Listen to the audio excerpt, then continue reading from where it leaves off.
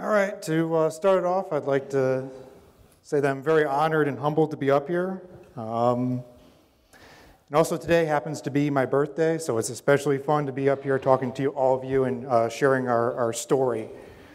And this talk is entitled The Golang Effect, and it's about how Golang as a language kind of shaped operations at VividCortex. So we are very much a startup. And we're trying to negotiate this rapid river of application deployment and market fit. And so we really believe we need to be moving fast. And that's why we spent a lot of time thinking about the tools and processes that we pick, and to pick things that really help us do that. So a little bit about me and Baron. My name is Owen Zanzel. I'm a developer at VividCortex. I do mostly, well, at least currently concentrating on ops and automation. Also the organizer of DevOps Central Virginia. So if you ever want to come down and talk, Charlottesville's a great place to visit. Lots of great beer and wine. I also enjoy brewing beer, so if you don't want to talk about development, I would gladly talk to you about brewing beer or beer in general. And this is Baron Schwartz. He's our founder and CEO of VividCortex. You may also recognize him as the author of High Performance MySQL. He's also an avid CrossFitter and just an all-around deep thinker. So a little bit about VividCortex. We are in the database performance management space. Our agents observe the OS and the database and sample metrics at about 1 second, well actually 1 second granularity. And that is sent back to our system where we rank, compare, graph, send you notifications, fault detection, and many, many more things. And we have a booth, so yeah, we have. See us at our booth. Yep, we're glad to give you a demo. And we are currently just a few months over 2 years old right now. So what led us to Golang, and I'm going to defer to Baron to explain that. Yeah. So I made this decision pretty early on. When I founded the company in August of 2012, I started to think about what kinds of technologies I would build it on. I have a lot of experience writing tools. You may know of the Percona toolkit, which was previously called MottKit, and then there's a whole bunch of other stuff that I've written over the years. And it was all, is my mic cutting in and out? Yes. A little bit, yeah. I thought so. I think my battery may be dying. Apologies about that. I think that'll be worse for the people on the video.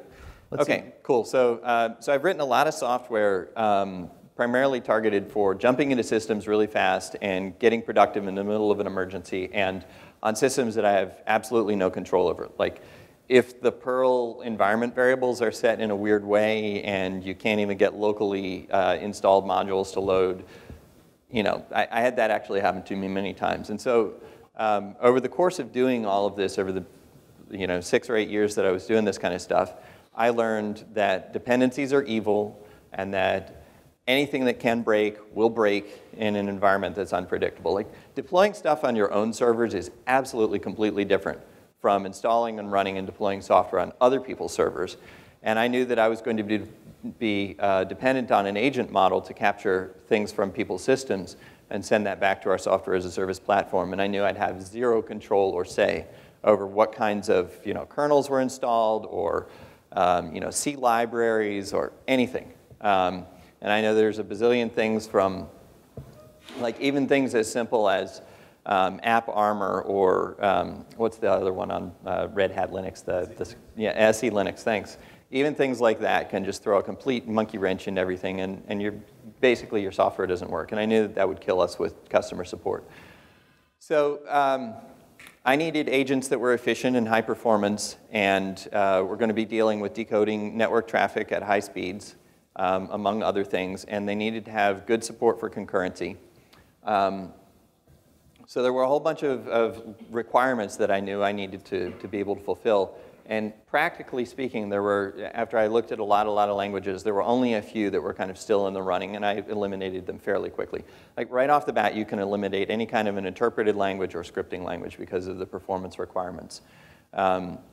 that kind of boils down to, well, you could write your agents in Java or C, C++, maybe some of the other sort of hipster languages. I actually thought about Erlang, for example.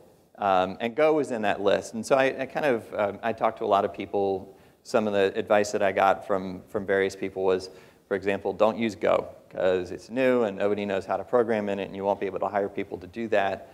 Other people said you should definitely use Java because you can get good Java programmers. But Java is kind of a non-starter after I thought about it for a little bit, because even having a JVM installed is sort of a deal killer for a lot of people. And I knew also that building a business software as a service, I was going to need a really simple deployment. It needed to be, installing a JVM, that's just too much. A lot of people will never try your software. And if they never try your software because they can't install a JVM or don't want to install a JVM, then you're never going to sell your software to them. So it ended up coming down basically to C, C++, and Go. And in part because Go is a language that let me back up just a second. I started to explore Go. I started to read about it, started to write some programs in it. The Go website says something, I think, very optimistic about how a good programmer can become productive in Go in a few hours, an expert in a few weeks, or something like that. That was not my experience. It's been a couple of years, and I'm still not expert. Go's a really deep language. But I wasn't even productive in a few hours. I was productive in a couple of weeks, I guess, something like that. But I started to write little spike programs, started to evaluate things like the availability of third-party drivers, and packages and the quality of things and so forth. And after a little while, I kind of had it boiled down to Go was actually a contender. And then I started to think about what it would be like to try and build. Because of the dependency problem, whatever I did needed to be machine language, run on in native code, not in a JVM or .NET virtual machine or anything like that. And it needed to be statically compiled. Needed to have as few dependencies as possible. That's actually the way that I got all of those Perl tool, the Percona toolkit and Innotop and all of those kinds of things to work, was by essentially sort of statically creating a single program. I developed them in modules and then concatenated them into one file to get rid of the dependency problems. So that deployment story was a really important part of why I originally chose Go.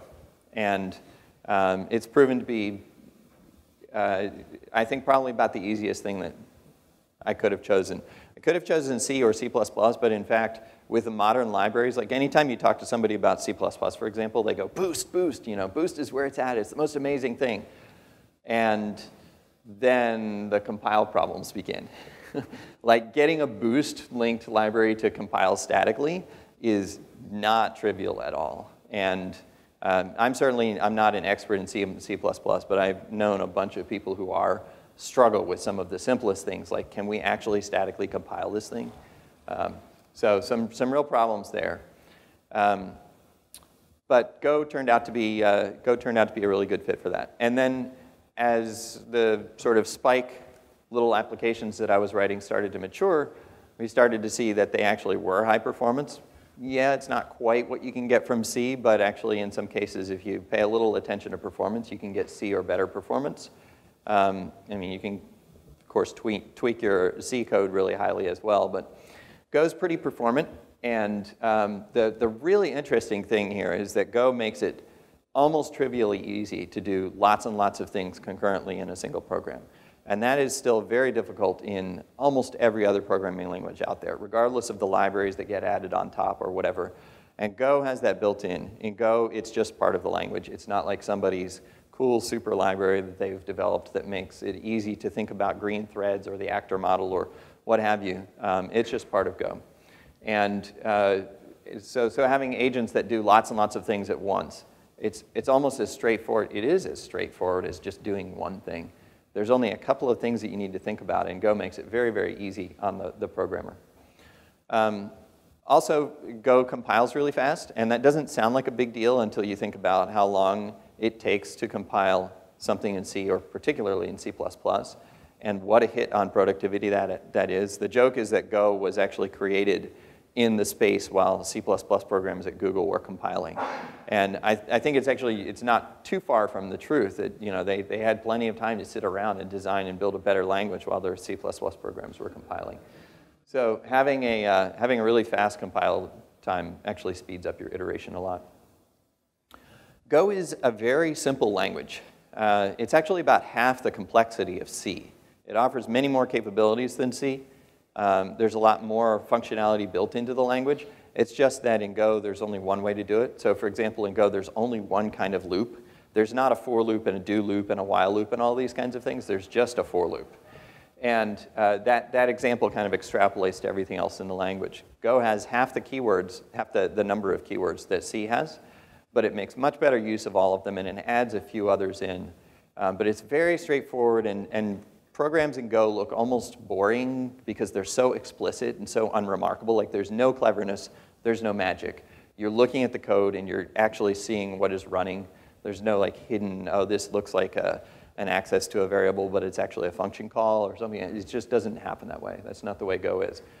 So that makes Go pretty easy to approach. It makes it easy to write, and it makes it especially easy to read, which is very important for us because if you're going to be bringing people on who don't know Go, which is basically still the case that a lot of people don't know Go. It's getting pretty popular now, but at the time, almost nobody knew Go. And in fact, we've only hired one person into the company who had any previous Go experience. So it being a really easy language to learn is a very, very good thing. And it's kind of a simplified C. For example, semicolons aren't there. It looks and feels a little bit like the ease of Python, but it doesn't have the white space bugs, things like that. So it is like the best parts of C and the best parts of Python. It's not always perfect. There's some stuff that's a little bit, sometimes you wish that you could reach for something that isn't quite there. There are very few occasions for this in my experience. One of them is generics. Sometimes it would be nice to have generic sorting or generic maps or something like that. I think there's a chance that Go will eventually have generics. It's just that they haven't figured out how they want to do it yet. So sometimes you'll end up writing things. I mean, the Go developers will, yeah, so here's how you write sorting in Go because there isn't a generic sorting or sortable class or something like that. Upgrades to run as a map. I'm sorry, say again? So upgrades to run as a map. Okay, yeah, so upgrades to run is a map, which you would call a dictionary or a hash in some other languages. So it ends up not being very many lines of code, and you'll repeat some lines of code for things like min and max functions and what have you, but there's very deep and elegant capabilities built into Go that are not evident at first, and I think they're not evident, and you don't really grok them unless you're super genius. I think you probably don't grok them for several months, and a lot of the time what you're reaching for and you think you're missing is actually provided by interfaces or something in the standard libraries that you're not aware of or things like that. But there are things where you'll have to duplicate a little bit of code because of the lack of generics in Go. Dependency management, I think, is actually a bigger deal. And I just had a conversation at dinner last night with somebody who was saying something about this. It's very true. This is left to the community and to individual code authors. You can't specify, I want to import a certain version of a library.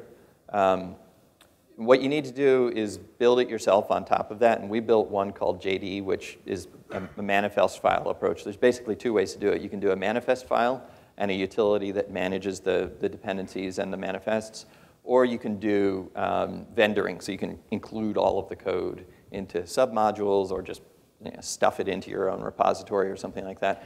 And the reason that this is important is because you don't want source code changing out from under you and thus building differently. You build your project and you end up with a different thing than you did yesterday.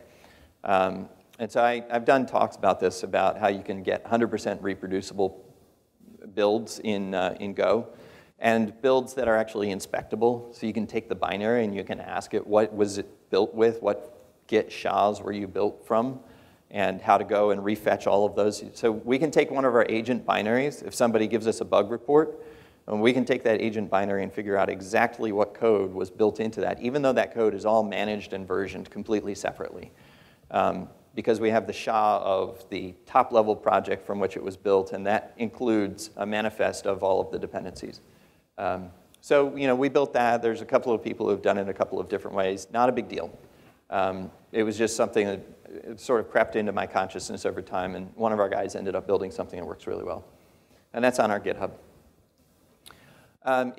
Go does cross-compile really easily and targets lots and lots of platforms. Pretty much anything we would ever want to deploy on. I think unless unless we get a customer who wants us on a mainframe or something like that, I think that would be a little bit harder. But there's some places where it's not quite as easy, especially if you're including C code. You can't cross-compile, like you can't compile on Linux for FreeBSD because of the C code dependencies, and the cross-compilation doesn't quite work there yet. So, and we do include some C libraries like libpcap and a little bit of C code in a couple of other places. So that means that we have to build on our target platform. It's not a huge deal, but it's there. So I'm going to unbuckle from the mic at this point and let Owen talk again. Thank you.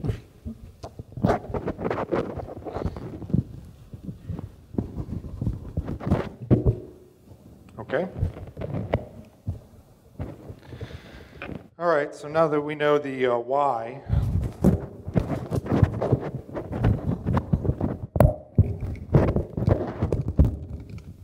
it's not working out.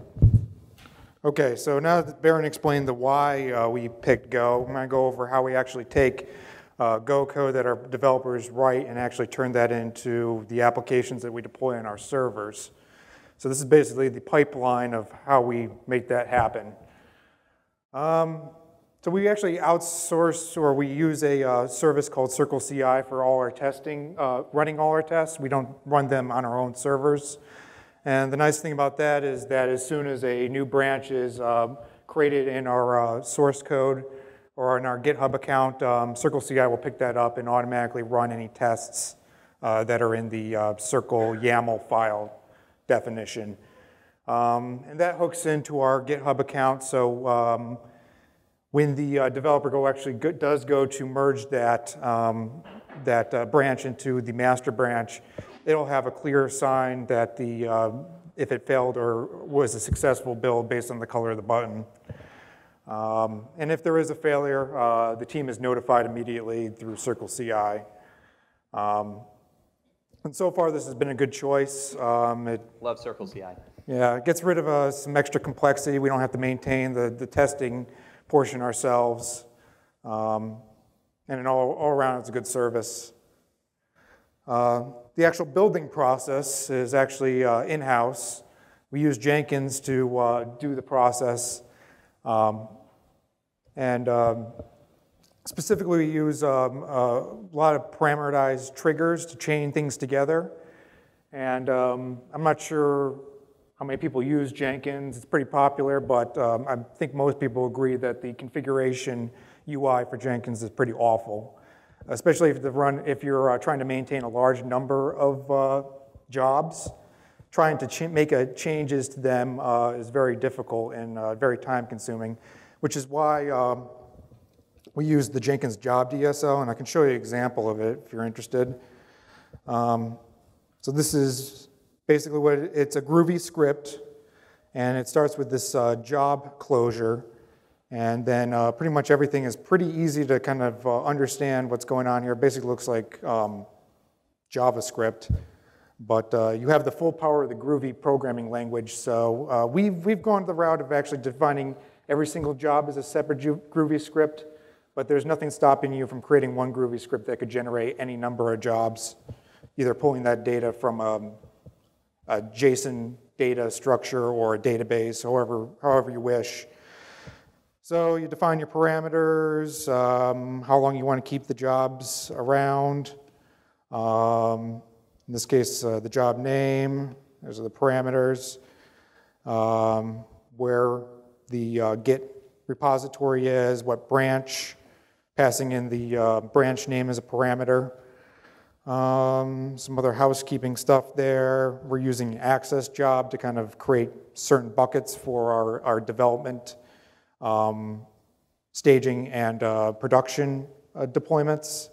So they are all separated. And then we run our shell script to actually build the project. In this case, as Baron was telling you, JD, the package manager that we created for Go is executed with the JD command.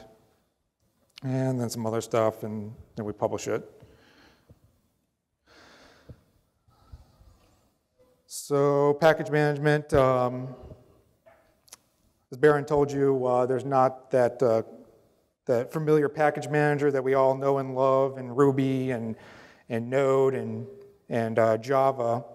So that's why we wrote JD, and I can just give you a little example of what the manifest looks like. And it's just a simple file called godeps and just the repositories and the hash that we want to pull down from that particular repository.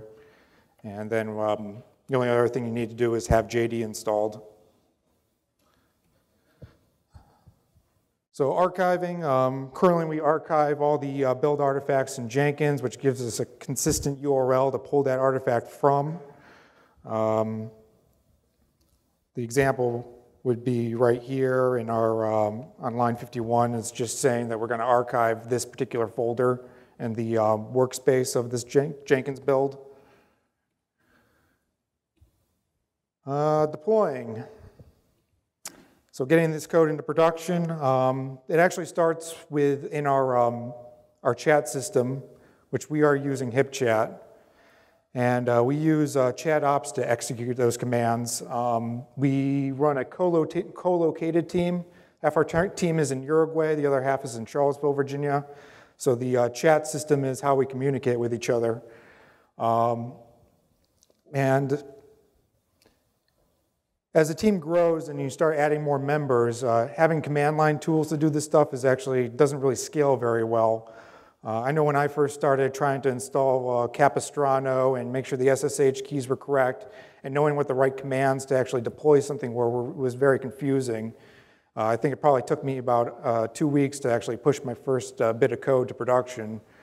So when you put those things in the actual chat system, it makes it a lot easier for people to onboard.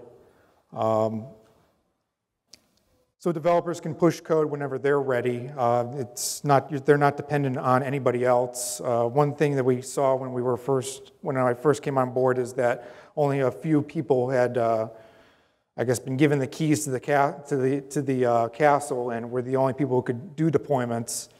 And new developers were just scared to do the deployments themselves, so they would defer to what I would call the human keyboard, which is basically asking someone else on the team to do that for you. And if that human keyboard wasn't there that day or wasn't on the chats, wasn't available, you wouldn't be able to deploy. So having those deployment commands executed in the chat system is really good because as onboarding, you see that.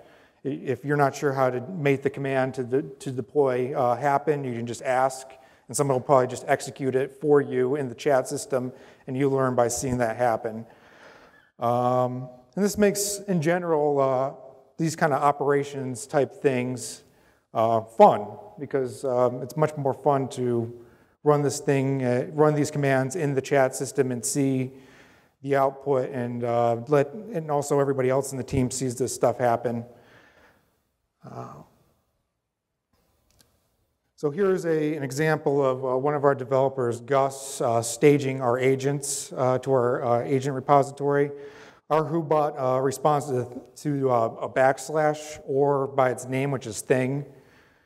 And it'll immediately tell you that it's working on whatever task you asked it to do. And pre-temp here, we also have another ChatOps command that allows him to see when the agents were last staged and by who. So as a member of the team, he could just execute this command and see what has happened in the past. And that works for pretty much any deployment command, or all deployment commands currently. So actually before this, just a shout out to Mark Imbriaco. He did an awesome talk at VelocityConf last year about ChatOps and how that works at GitHub when he was there at that time. So if you want to learn more about it, I suggest looking that up. It's augmented reality of ops or DevOps. So Ansible deployments, we use Ansible to push these changes out, and these are all executed by Jenkins builds. So we basically wrap the Ansible command in a Jenkins build or Jenkins job. Jenkins can then pull down the whole Ansible repository every time it's ran. So we can take a quick look at what that looks like. It's pretty simple. Where are you? Oh. Okay. So here it is.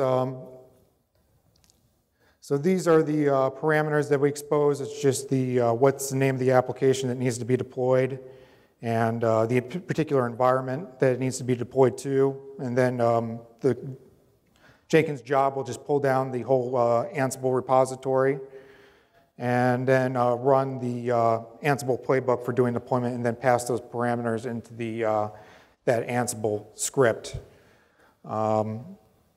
And then trigger a message back to our chat system, whether that was successful or was a failure.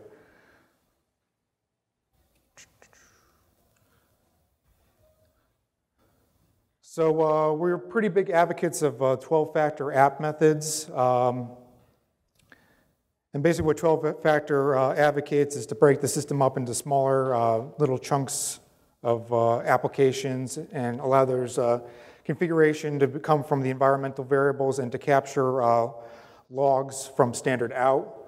If you don't know what 12-factor apps is, it was created by Heroku, and it has a site. It's 12factorapp.com. There's other principles that they advocate, but it's very good for continuous deployment kind of practices. So that fits into what we use for running those processes. We use Runit, which is a daemon manager. It works very well in the 12-factor apps method. It automatically keeps track of the PID, and it automatically restarts it if it fails or if it's not available anymore. Or as soon as the configuration becomes available, it automatically starts it up and correctly handles all the log output. And for the callback to the chat room, because we make all these requests, the ChatOps commands to deploy actually just ping the Jenkins API to execute those jobs. And that API will just automatically, just by default, send back a 200 if that job is available. So there's no waiting for a response back. So what we do is we chain into the job chain a response back to the chat room, which looks pretty simple. So basically all it is another Jenkins job that chains together at the end of the build, or actually the end of the deployment process, and just sends a message back to the generic message back to the room, and that our particular WhoBot has an HTTP endpoint that we can just post that message to. And the room is just hard-coded. It's always our main room. Oop.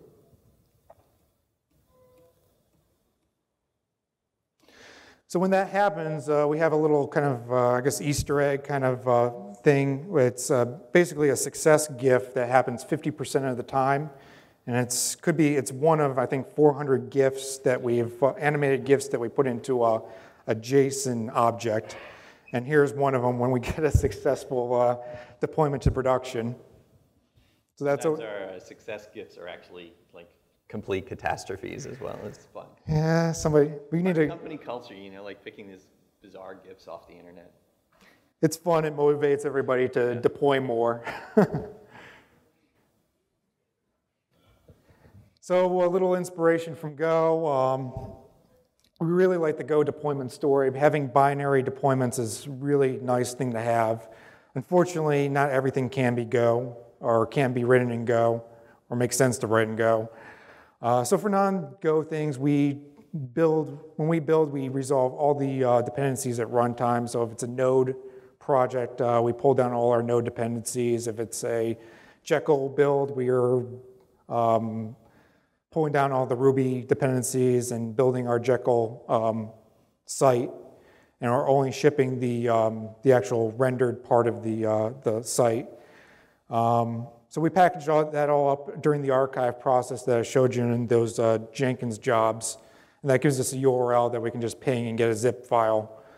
Then we just ship that with our Ansible scripts. We can just pull that down and then ship that to our servers and unpack that and place it where it needs to be. So you still have the runtime dependencies. You'll still need Node on the server, or you'll need an Apache HTTP server to serve up the static site, but it's closer to the idea of binary deployment.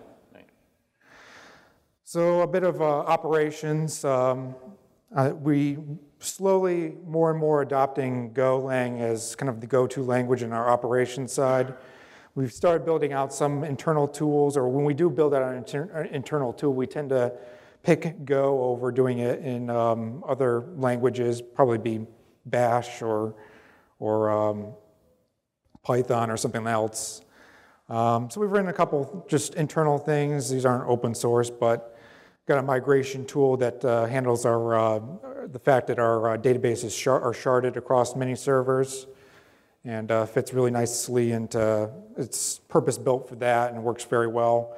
We got a bump it tool, which basically just looks at a JSON file in the projects and just bumps the version parameter to a new semantic version, and you just specify whether it's a major, minor, or a patch, and automatically handles that. Health checking, we've rolled out Console, which is kind of like a cluster management system ready to go. It does a number of things, like basically kind of like Zookeeper type thing, but we're using it basically as a replacement for Nagios, or a better alternative to Nagios.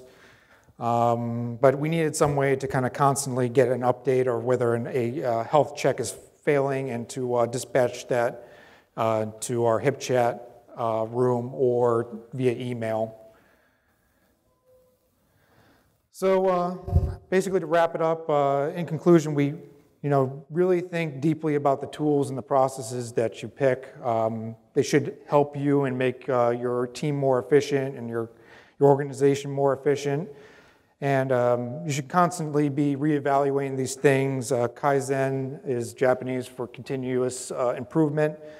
So as your teams grow, and as your organization changes, especially if you're a small, scrappy startup like us, next year this would probably be different tools and different processes to talk about. Wouldn't be the same talk. So constantly reevaluate those things. If you're working with Jenkins, use the job DSL. It's a much better way to manage your Jenkins project. Go is definitely our language. We built the company on it, and I will continue to be using it more and more, both for our external services and our internal tools.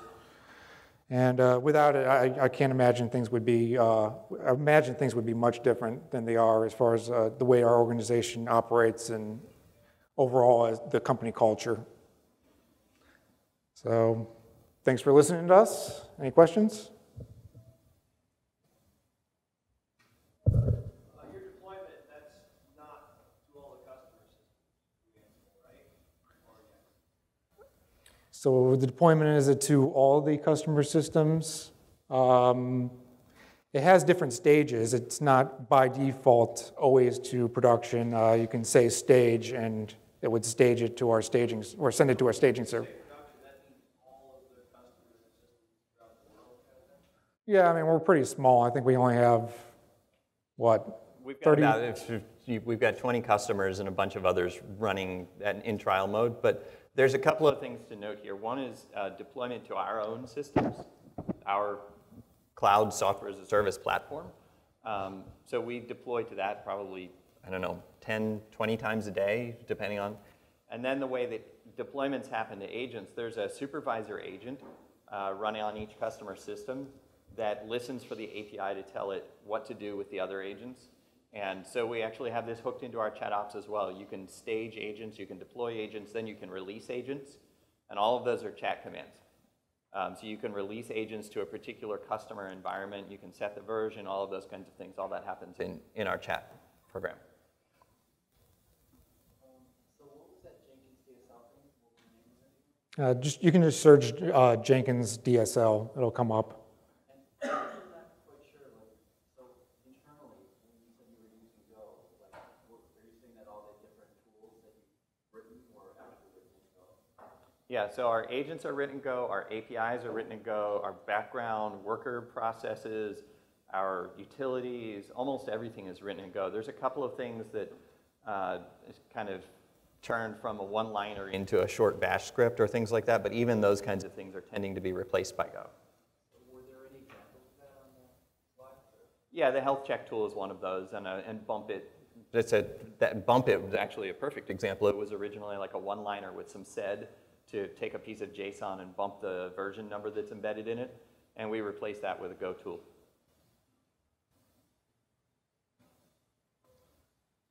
So I'm not sure, as I'm thinking about this right now, I'm not sure if everybody kind of got the process of deployment and some of the things that we're talking about, building and deploying and the artifacts and so forth.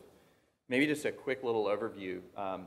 We take our source code, we build an artifact with a Jenkins job, we archive the artifact on the Jenkins server, then we use Ansible, which runs from Jenkins jobs, all of this triggered through our chat program. And these Jenkins jobs that run Ansible, that's how stuff gets deployed to all of our systems. And then finally, these Jenkins jobs send a message back to the chat to give us feedback. So in our chat, we say something like, stage agents. And our chatbot says, I'm about to stage agents for you. And a couple of minutes later, it'll come back and say, successfully stage the agents and give us a picture of a cat getting a massage. So in terms of your customers, how do they update the agents that they're running in their systems? So how do our customers update agents on their systems? They don't. We do it.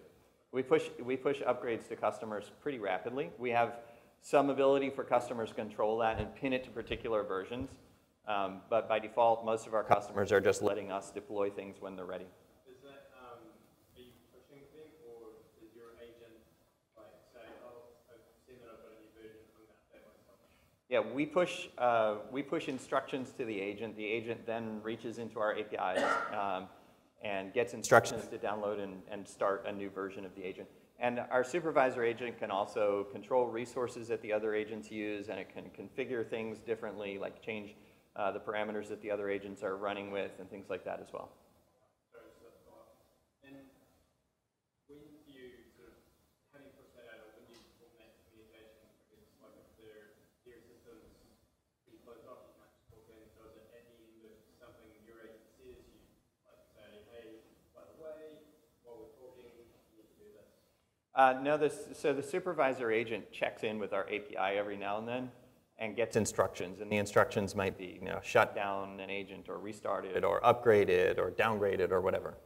So we're not pushing things into our customers' environments, as in we don't make inbound connections to customer systems. They run agents on their systems which make outbound connections to our APIs, and that's the only network communication that needs to happen. Okay, so you're publishing updates kind of, and your agent pulls them down. Yeah.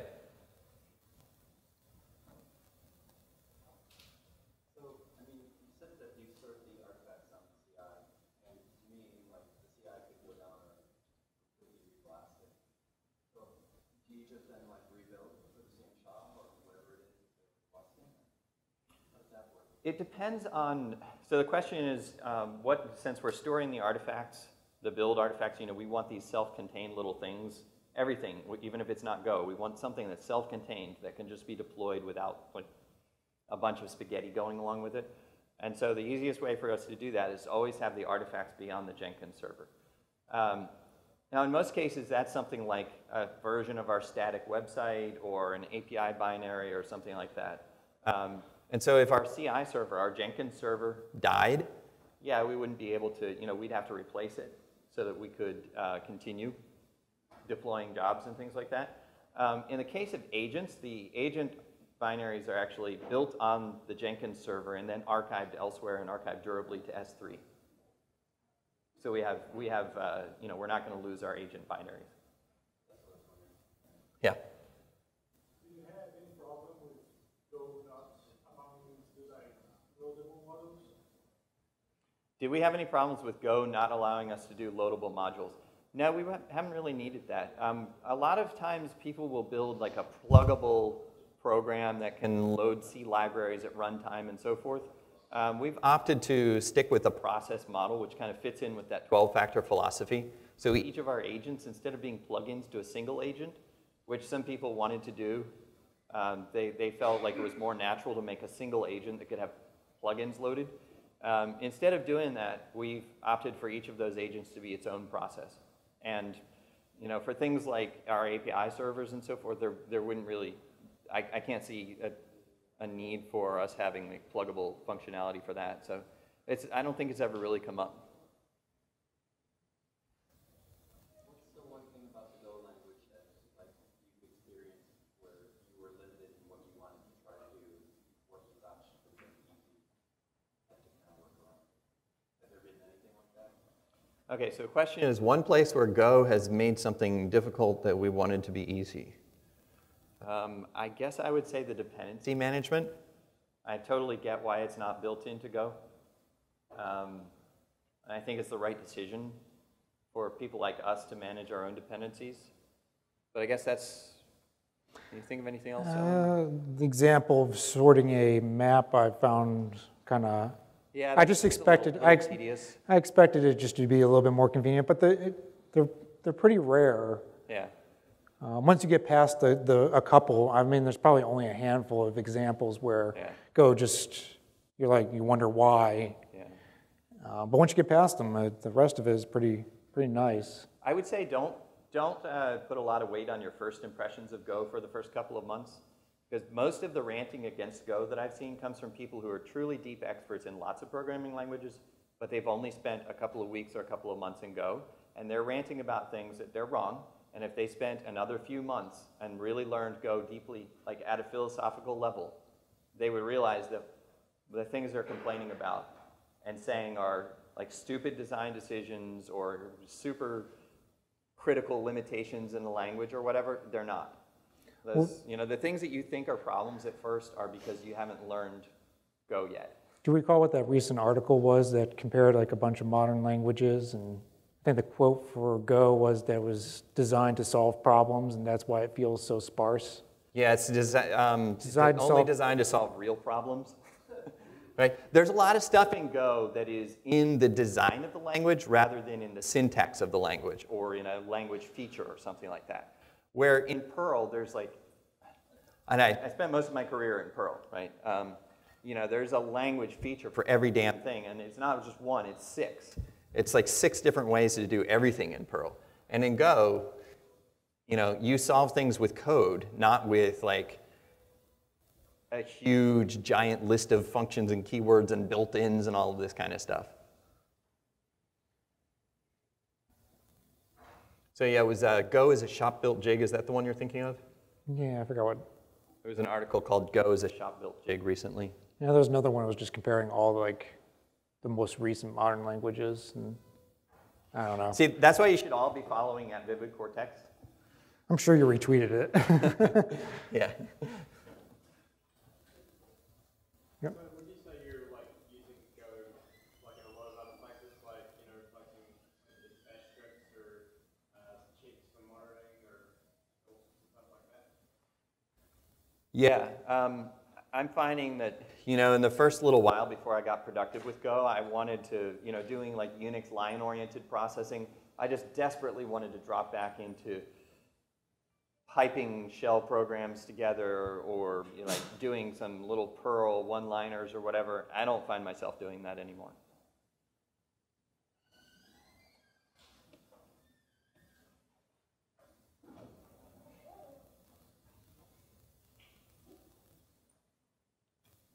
I think we may be done.